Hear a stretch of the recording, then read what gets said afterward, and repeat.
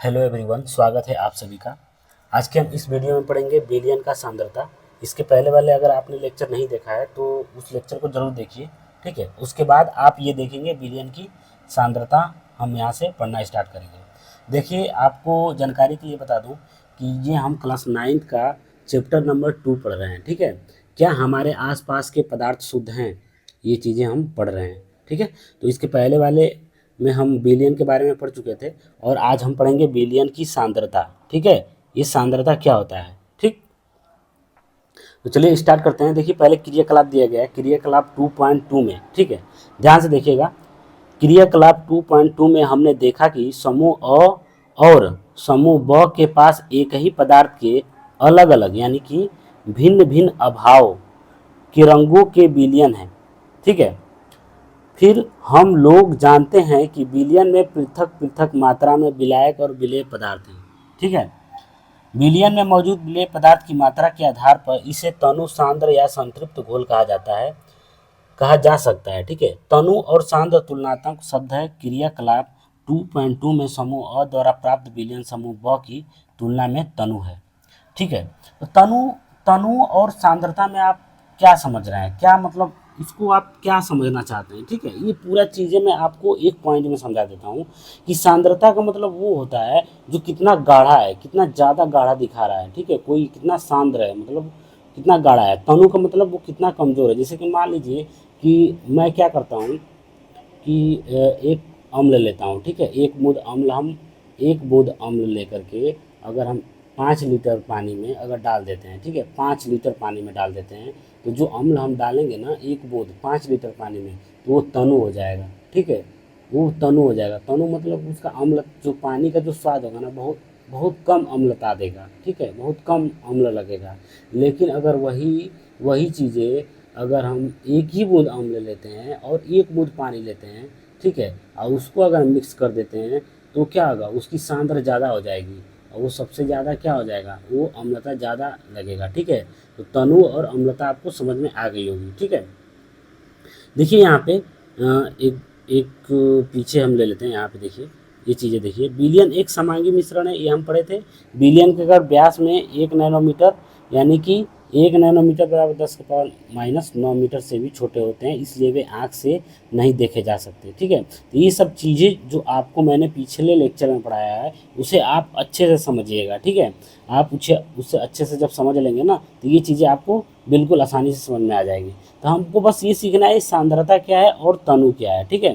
तनु, देखिए यहाँ पे लिखा गया है कि तनु और सांद्र तुलनात्मक शब्द हैं। ये सभी क्या है, दोनों तुलनात्मक शब्द हैं, ठीक है। और पदार्थ की मात्रा के आधार पे हम तनु और सांद्र नाम देते हैं, ठीक है। पदार्थ की मात्रा अगर ज़्यादा है, अगर हम पानी में हम बहुत सारे पानी से ज़्यादा क्वांटिटी में अगर हम नींबू डाल देते हैं तो बहुत ज़्यादा सांद्र हो जाएगा, ठीक है। और पानी से कम क्वांटिटी में हम नींबू डालते हैं, थोड़ा सा डालते हैं, तो बहुत तनु होगा। समझ में आ गया। चलिए देखिए, क्रियाकलाप में समझेंगे और उसके बाद अच्छे से हम क्लियर कर लेंगे यहाँ पे, ठीक है। चलिए देखिए, लिखा गया है कि दो पृथक पृथक बीकरों में 50 ml जल लें। अलग अलग हम बीकर ले लेते हैं, ठीक है। यहाँ पे 2 बीकर ले लेते हैं, एक बीकर यहाँ पे और दूसरा बीकर, एक नंबर यहाँ पे और दूसरा बीकर यहाँ पे ले लेते हैं, ठीक है। इसमें 50 ml इसमें भी और 50 ml इसमें भी क्या ले लेते हैं, जल ले लेते हैं, ठीक है, जल, ठीक है। H2O लिख देता हूँ, ठीक है, H2O यानी जल ले लेते हैं, ठीक है। एक बीकर में नमक और दूसरे में क्या डाल देते हैं, देखिए एक बीकर में नमक और दूसरे में चीनी अथवा बेरियम क्लोराइड मिलाकर अच्छी तरह से मिला लें, ठीक है। ये चीनी या बेरियम क्लोराइड दोनों में से कोई, यानी एक में हम नमक डालते हैं, ठीक है, एक में मान लीजिए NaCl डाल देते हैं, एक में हम शुगर डाल देते हैं, ठीक है, शुगर यानी चीनी डाल देते हैं, ठीक है। अब देखिए मिला लें। जब विलेय पदार्थ और अधिक न घुले तब 5 डिग्री सेल्सियस तक ताप बढ़ाने के लिए बीकर को गर्म करें, ठीक है। विलेय पदार्थ को पुनः मिलाना शुरू करें। अब देखिए, एक में हम नमक डाल देंगे और दूसरे में क्या डाल देंगे, शुगर डाल देंगे, ठीक है। और वहाँ पे मिलाते जाएंगे, ठीक है। जब वो घुलेगा नहीं तो फिर हम क्या करेंगे, 5 डिग्री सेंटीग्रेड पर टेम्परेचर बढ़ाएंगे, ठीक है। और बीकर जब गर्म होगा और उसी विलेय पदार्थ को हम क्या करेंगे, पुनः पुनः उसी को मिलाना स्टार्ट कर देंगे, ठीक है। चलिए देखिए यहाँ पे, क्या किसी दिए गए ताप पर चीनी, नमक अथवा बेरियम क्लोराइड की जल में घोली गई मात्राएं बराबर हैं, ठीक है। तो आपको ये क्वेश्चन पूछा गया है कि जब आप ऐसा ऐसा प्रक्रिया कर रहे हैं, ठीक है, तो क्या किसी दिए गए ताप पर, ठीक है, किसी दिए गए ताप पर चीनी, नमक या बेरियम क्लोराइड की जल में घोली गई मात्राएं क्या बराबर हैं, ये आपको पूछा गया है। तो यहाँ पे देखिए, यहाँ पे लिखा गया है कि किसी निश्चित तापमान पर उतना ही विलेय पदार्थ घुल सकता है जितना कि विलयन की क्षमता होती है। यानी जितना विलयन की क्षमता होगी उतना ही तो वो अपने अंदर घोल सकता है, कोई विलेय पदार्थ घुल सकता है, ठीक है, अपने क्षमता से अधिक तो घुलेगा नहीं। यानी मान लीजिए कि एक गिलास, छोटा सा गिलास में पानी भर देते हैं, पानी को अब चीनी डालते जाएंगे, डालते जाएंगे, डालते जाएंगे, घोलते जाएंगे, घोलते जाएंगे, घोलते जाएंगे, एक स्थिति ऐसी आएगी कि वो क्या हो जाएगी, उसकी क्षमता विलयन की, जो पानी की क्षमता है, जो विलयन की क्षमता है, वो क्या हो जाएगी, धीरे धीरे समाप्त हो जाएगी। और एक ऐसी कंडीशन आएगी, हम कितना भी चीनी डाल लें वो चीनी फिर से घुलेगा नहीं, ठीक है, उसकी भी एक कैपेसिटी होती है। समझ में आ रहा है? तो देखिए यहाँ की विलयन की क्षमता होती है, ठीक है। अब यहाँ दूसरे शब्दों में दिए गए निश्चित तापमान पर यदि विलयन में विलेय पदार्थ नहीं घुलता है तो उसे संतृप्त विलयन कहते हैं। यानी कि हम दूसरे शब्दों में क्या कर सकते हैं कि दिए गए निश्चित तापमान पर यदि यदि कोई निश्चित टेम्परेचर है और विलयन में विलेय पदार्थ नहीं घुलता है, ठीक है, विलेय मतलब समझ रहे हैं, जो हम चीज़ें जैसे चीनी है वो विलेय है और पानी है वो विलयन है, उसमें अगर हम नहीं घुल रहा है चीनी, ठीक है, एक निश्चित तापमान पे जैसे घोलते जाएंगे और फिर एक ऐसा निश्चित तापमान आएगा और वो नहीं घुलेगा, तो उसे हम क्या बोलेंगे, संतृप्त विलयन कहते हैं, ठीक है। संतृप्त विलयन आपको समझ में आ गया, संतृप्त विलयन क्या होता है, ये पॉइंट आप यहाँ पे संतृप्त विलयन, ठीक है, ये आप समझ जाइए, ठीक है। ये ऐसा कंडीशन होता है जिनमें विलेय पदार्थ जो होता है ना, वो विलयन में क्या होता है, वो घुलता नहीं है, ठीक है, एक निश्चित तापमान पर, उसे हम क्या बोलेंगे, संतृप्त विलयन बोलेंगे। तो उस कंडीशन को क्या बोलेंगे, देखिए मैं उदाहरण देता हूँ, एकदम सिंपल उदाहरण, मैं चीनी वाला ही उदाहरण देता हूँ। एक गिलास लीजिए, ठीक है, उसमें पानी भर दीजिए, ठीक है, 50 ml। अब उसमें थोड़ा सा चीनी डालेंगे, उसको घोलेंगे, घुल जाएगा, सिंपली घुल जाएगा, ठीक है। और थोड़ा सा बढ़ाएंगे चीनी घुल जाएगा। इसे बढ़ाते जाएंगे चीनी को, धीरे धीरे धीरे धीरे बढ़ाते जाइए, ठीक है। एक कंडीशन ऐसा आएगा, वो मतलब इतना सांद्र हो जाएगा, ठीक है, वो मतलब इतना हो जाएगा कि उसमें अगर फिर से चीनी डालने की कोशिश करेंगे या फिर उसको घोल नहीं करेंगे ना, तो वो चीनी क्या होगी, वो घुलेगी ही नहीं, ठीक है, मतलब बहुत सांद्र हो जाएगा, वो घुलेगी नहीं। इसी को क्या बोलेंगे, इसी को हम बोलेंगे संतृप्त विलयन। जो हमारा विलयन प्राप्त हो जाएगा उसको हम संतृप्त विलयन नाम देते हैं, ठीक है। हर चीज़ का एक नाम हो जाता है। अब जैसे संतृप्त विलयन में जहाँ भी बोलूँगा ना, तो आप ये समझिएगा कि अब इसका जो विलयन की घोलने की क्षमता है वो ख़त्म हो गई है। यदि हम उसमें अब चीनी डाल देंगे ना, तब वो चीनी घुलेगा ही नहीं, वैसे का वैसे ही रहेगा, ठीक है। तो संतृप्त विलयन आपको समझ में आ गया होगा मेरे हिसाब से, ठीक है। चलिए यहाँ पे देखिए, यहाँ पे ये है कि विलेय पदार्थ की वह मात्रा जो इस ताप पर संतृप्त विलयन में उपस्थित है उसकी घुलनशीलता कहलाती है, ठीक है। तो यहाँ पे बोला गया है कि विलेय पदार्थ की वह मात्रा, विलेय मतलब समझ रहे हैं, यानी चीनी की वह मात्रा जो इस ताप पर, जो इस टेम्परेचर पर संतृप्त विलयन में उपस्थित है, संतृप्त विलयन में उपस्थित, संतृप्त मतलब समझ रहे हैं ना, वही चीज़ें जो अगर हम वो उस मात्रा को, चीनी पदार्थ की मात्रा को अगर उसमें डाल देते हैं, ठीक है, विलयन में डाल देते हैं तो संतृप्त विलयन में हो जाती है, ठीक है। संतृप्त विलयन में उपस्थित है उसकी घुलनशीलता कहलाती है, यानी घुलनशीलता कितनी है वो बताती है, ठीक है। तो इसकी घुलनशीलता क्या हो जाती है, वो खत्म हो जाती है, अब वो घुल नहीं सकती है, ठीक है, चीनी को। समझ में आ रहा है? तो ये यही चीज़ है, ठीक है, संतृप्त विलयन और घुलनशीलता, ठीक है। यहाँ पे देखिए, आगे देखिए आगे अगर आपको यहाँ पे भी समझ में नहीं आएगा, ठीक है, तो उस वीडियो को फिर से पीछे करके समझने की कोशिश करिएगा। अगर आपको समझ में नहीं आ रहा है, बस देखते जाइए, समझते जाइए, मैं जब प्रश्नावली कराऊंगा तो उसमें सारा चीज़ क्लियर कर दूंगा, ठीक है। चलिए, यदि एक विलयन में विलेय पदार्थ की मात्रा संतृप्तता से कम है, ठीक है, संतृप्तता, ठीक है, संतृप्तता से क्या है, कम है। यहाँ पे देखिए, जब एक विलयन में, विलयन शब्द सुनते ही आपको मतलब घोलने वाला चीज आना चाहिए, जो अपने आप में क्या कर देता है, घोल देता है, ठीक है। तो एक विलयन में विलेय पदार्थ की मात्रा संतृप्तता से क्या हो, कम है, ठीक है, इसे असंतृप्त विलयन कहा जाता है, ठीक है।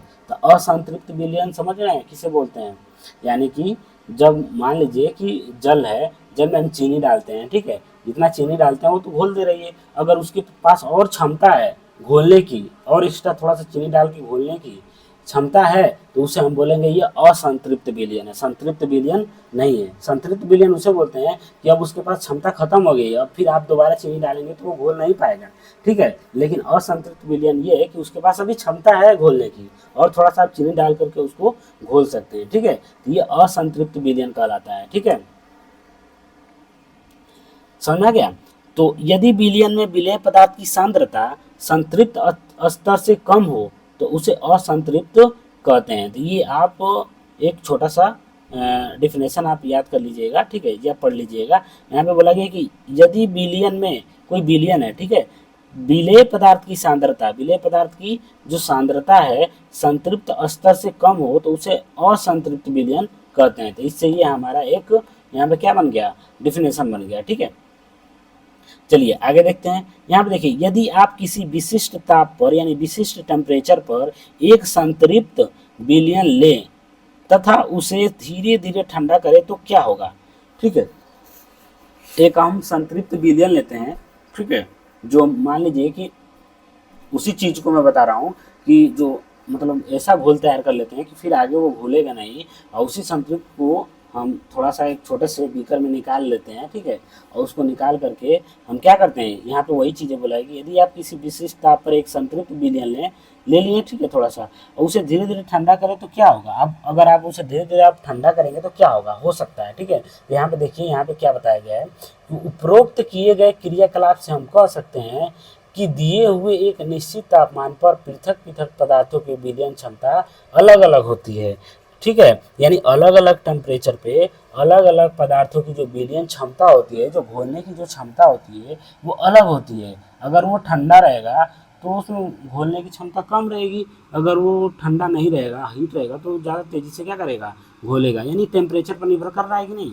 यहाँ पे देखिए, विलायक की मात्रा जैसे द्रव्यमान अथवा आयतन में घुले हुए विलेय पदार्थ की मात्रा को विलयन की सांद्रता कहते हैं। यहाँ पे बोला गया है कि विलायक की जो मात्रा है, जैसे द्रव्यमान हो गया, आयतन हो गया, ठीक है, में घुले हुए विलेय पदार्थ की जो मात्रा है उसको हम क्या बोलेंगे, विलयन की सांद्रता बोलेंगे। कितना मात्रा उसमें घोला गया है उसकी हम क्या बोलेंगे, वो सांद्रता है, ठीक है, उस विलयन की सांद्रता कहलाती है। देखिए यहाँ पे विलयन की सांद्रता को दर्शाने की बहुत सी विधियां हैं, यानी इसकी सांद्रता को दर्शाने की क्या है, बहुत सारी विधियां हैं, लेकिन हम यहाँ सिर्फ 3 विधियों के बारे में चर्चा करेंगे। कौन कौन सी विधि है, यहाँ पे देखिए, यहाँ पे 3 विधि के बारे में चर्चा करेंगे। यहाँ पे देखिए, द्रव्यमान बटे विलयन के द्रव्यमान का प्रतिशत, ठीक है, अगर हमको निकालना है, देखिए द्रव्यमान ये बटे नहीं है, ठीक है, द्रव्यमान या विलयन के द्रव्यमान प्रतिशत अगर हमको निकालना है, यानी विलयन का द्रव्यमान प्रतिशत कितना है या द्रव्यमान कितना है, ठीक है, अगर निकालना है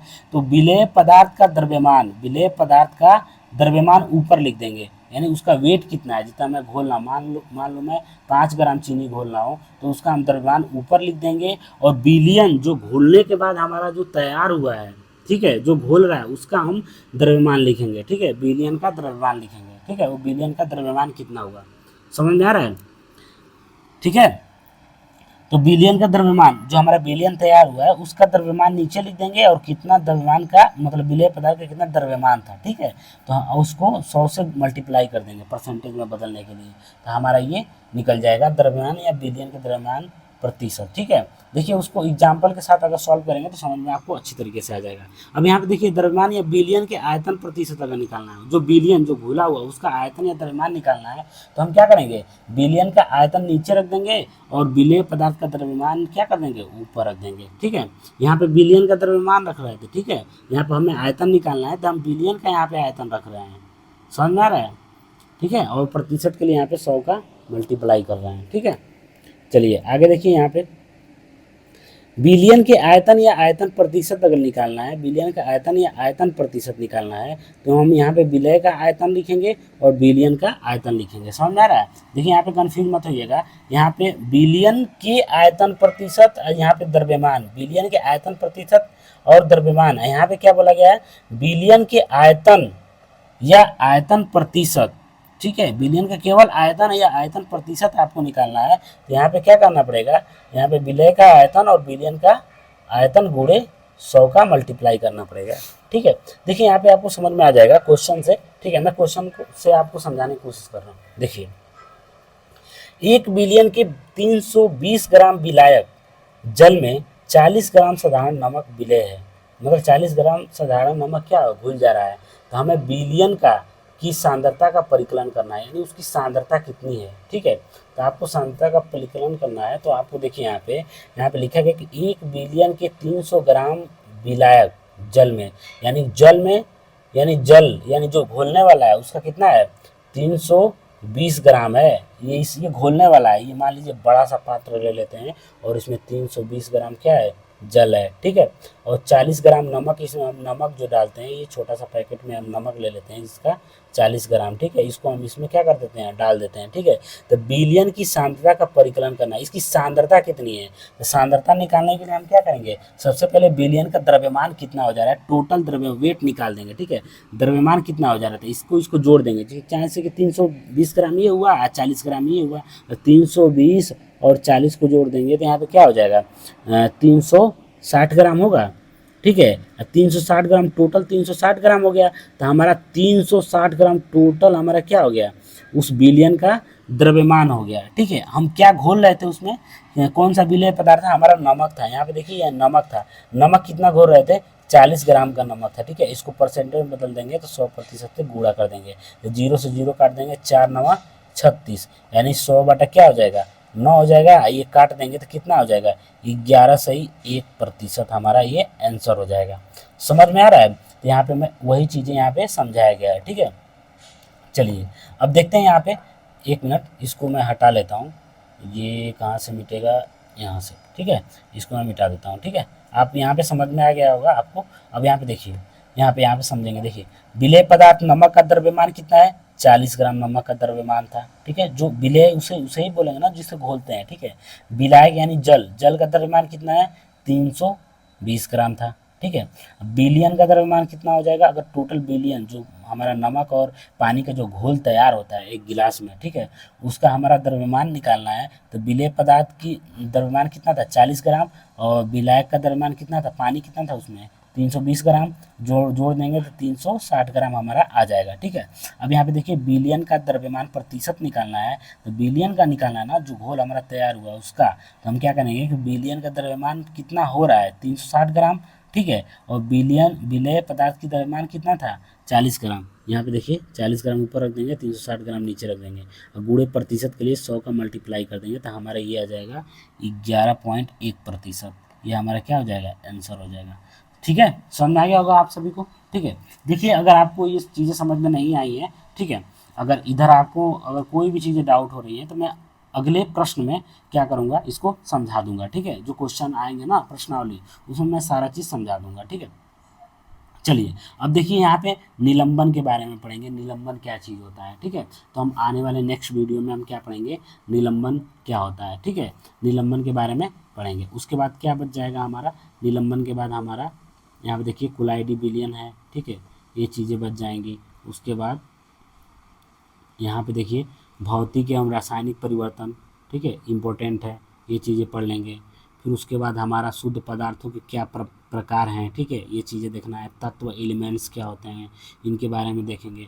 उसके बाद ये सब चीज़ें देखिए यहाँ पे हम क्या क्या पढ़े हैं वो सब चीज़ें दी गई हैं। उसके बाद हम प्रश्नावली पे आ जाएंगे। ठीक है, चलिए वीडियो देखने के लिए आप सभी का धन्यवाद। ठीक है, और हम नेक्स्ट वीडियो में पढ़ेंगे नेक्स्ट टॉपिक।